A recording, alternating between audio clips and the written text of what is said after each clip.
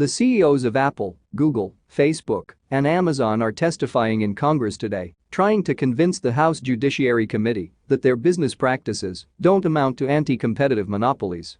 It's one of the biggest tech oversight moments in recent years, part of a long-running antitrust investigation that has mustered hundreds of hours of interviews and over 1 million documents from the companies in question. House Judiciary Antitrust, Commercial and Administrative Law Subcommittee Chair David Cicilline opened the hearing by warning about the influence wielded by America's biggest tech companies. Bezos, Pichai, Cook, and Zuckerberg all delivered 5-minute opening comments that were published the night before, offering defenses of their platforms alongside broader emotional appeals. Cicilline began his questioning by asking Pichai about Google's search practices, including its scraping of content like restaurant reviews.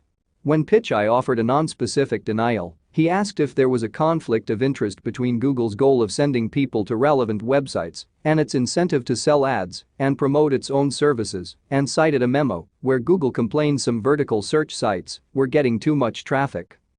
Sensenbrenner directed his questions to Zuckerberg, asking if Facebook filtered out political viewpoints and why it had temporarily suspended Donald J. Trump Jr.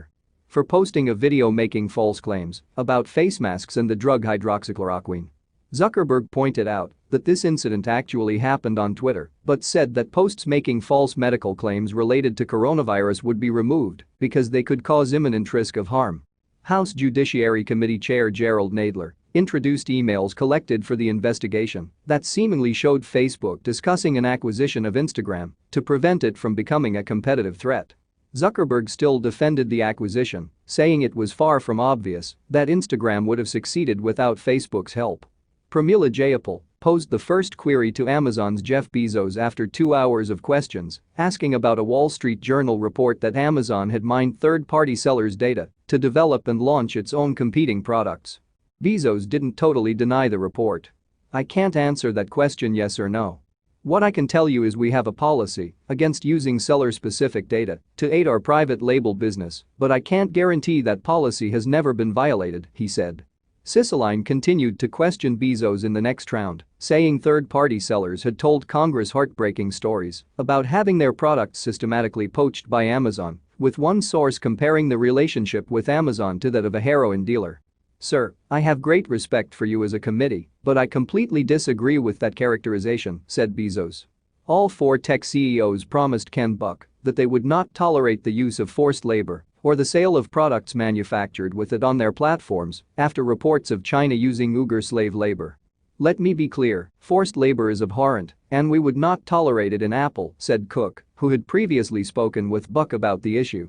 The hearing is still ongoing, and the executives are defending their companies, saying their products helped smaller businesses and rejecting the idea that their size allowed them to rest on their laurels. U.S. President Donald Trump is a longtime critic of Amazon and threatened his own action on Twitter, writing, "If Congress doesn't bring fairness to big tech, which they should have done years ago, I will do it myself with executive orders." He also told reporters that White House officials would be watching the hearing closely. As the hearing progresses, we'll be updating with the latest news from the event, so stay with us, subscribe our channel and hit the bell so you'll never miss the